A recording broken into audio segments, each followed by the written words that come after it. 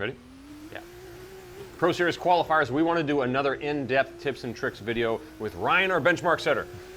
Because this Combo F2 Ocean 11 is tricky, so we've also added traction control and ABS. All right, guys, so we're on the outlap here. We're just gonna go over some common mistakes that we kind of see overall. A lot of the times what happens is, for instance, if you guys are watching this outlap, most people in the slower speed stuff here, they will take somewhat of an inside line and kind of lose all that momentum going into the corner, which kind of sets them up wrong for the exit. So the main goal with this car is to kind of take what it's giving you in downforce and grip and use that to your advantage.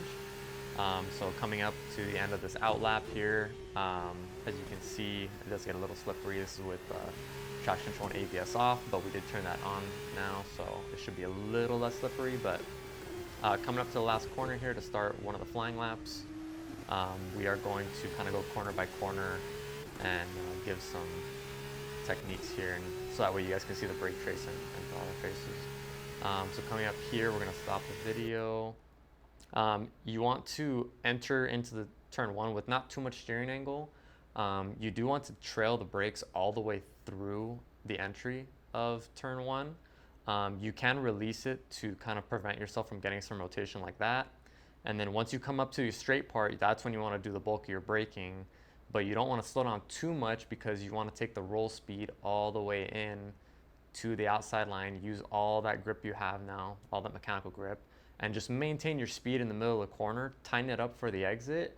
And once you see your exit, that's when you can start building your throttle and you eventually get to full throttle like I did just there.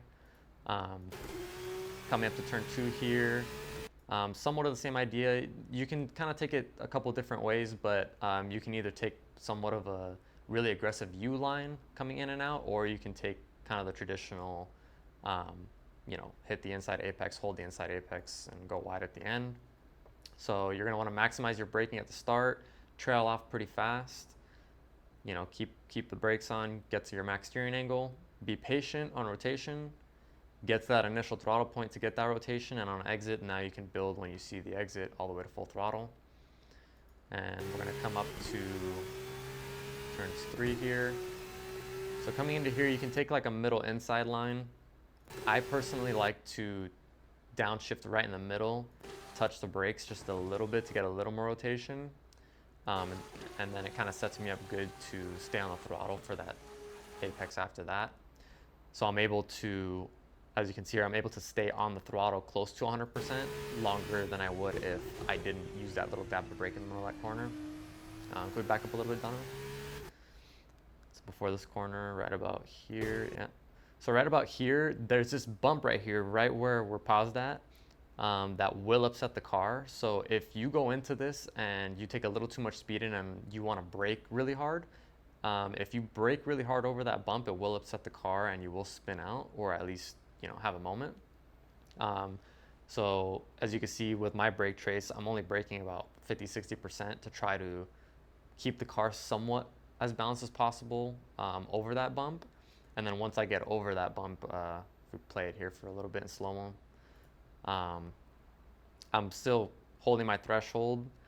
I'm also kind of taking somewhat of a U-line through this corner, maintaining my speed in the middle. And now that I can see the exit and I want some rotation, get on the throttle to about 80%. The rear steps out, and now I can get to full throttle. Can we pause it here, Donovan? So coming into this right-hander, there's a couple ways you could still do this kind of chicane section here with this right, left, right, but I like to, you can probably see it from here, paused, but there's a curb on the right that's the inside curb, and then there's another curb that's darker red that's on the inside of that one. You do want to put your inside wheels on the right over that curb perfectly.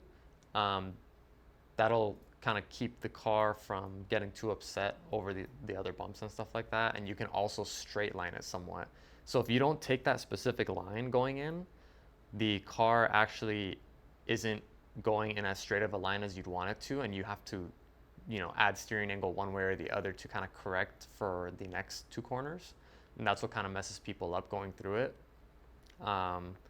A lot of the times too, you can go through the right hander and the left and use a little dab of brake like I did, as you can see coming through here again. We'll go in slow-mo. So you want to set your speed, make sure you keep the throttle on, keep the car stable. And when we're coming through here, if you want to keep the line as tight as possible, you can use a little bit of brakes to start before you start adding steering angle. Add a little bit of throttle, not too much, because then the car will start to understeer. And now you gradually pick up to full throttle as you can see the exit, and you start getting that rotation on exit. I hope that kind of helps you guys out a little more, because I know in the other videos we didn't go too in depth on this. Can we see that section. on board too? Yeah, we can go cockpit view, yeah. So we'll do slow-mo from the start here. So coming into it, your goal is just to set your speed and balance the car before you start hitting these bumps. So I set my speed with the brakes. Now I'm at my maintenance throttle where I'm maintaining my speed to balance the car. You can kind of play with it a little bit, but it does get a little funky in between. And the main goal is to stay as tight as possible next to this right-hand curb. It is a little tricky coming out on exit here too, because you want to get on throttle as hard and as fast as possible, but you want to be patient at the same time and not run wide and understeer in the middle.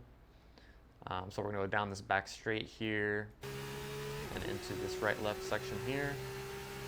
So we'll go slow motion through here. I use the 50 marker as a braking marker. It might be slightly before the 50, but when you're actually driving, it turns into the 50 really fast. So you want to kind of back it up a little bit actually. It's the start of the corner again. Slow-mo again.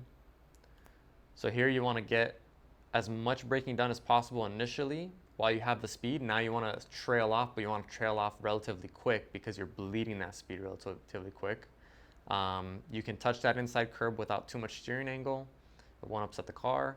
You want to maintain your throttle through this section to keep the car balanced and not give yourself too much front grip so you don't, spin yourself out by turning too hard.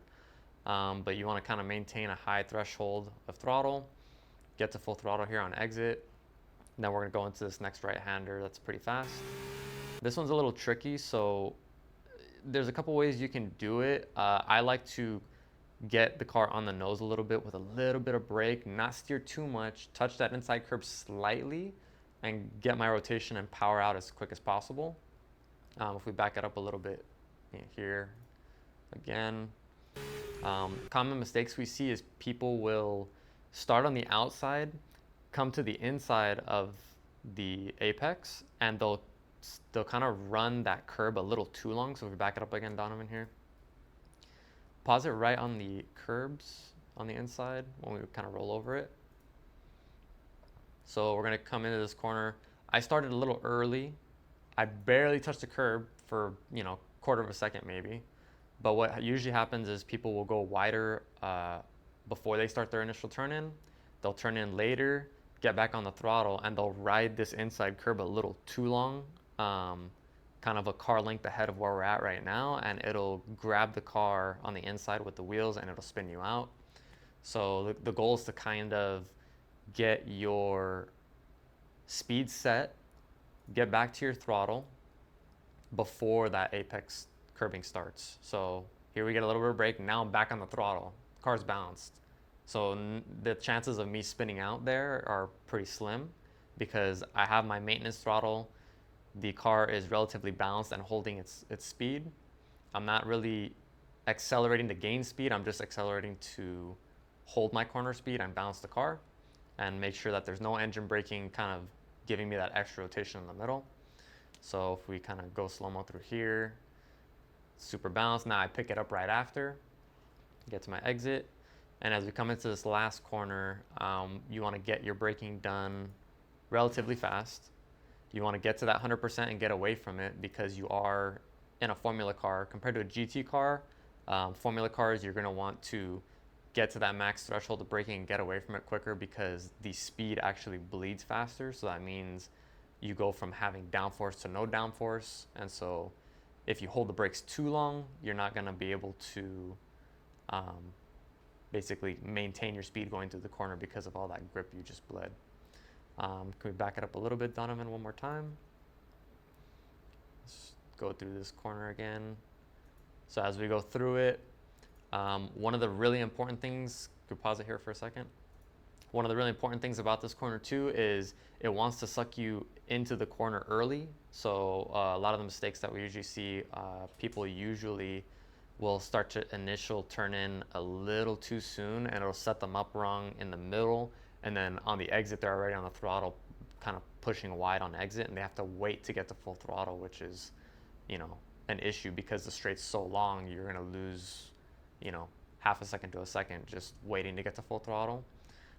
So the goal is to, if we go slow-mo here, you want to get your braking done in a straight line because there are bumps.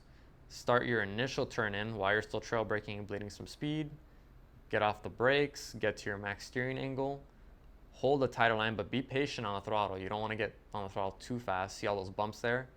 Get a little bit of rotation, kind of hold it there, and now that you can kind of see the exit and you're pointed the right way, now you can get to full throttle.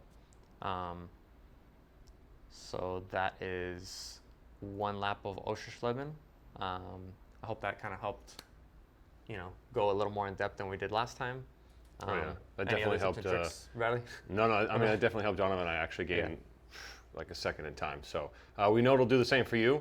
Remember, we have TC and ABS also enabled, so book your qualifying time below.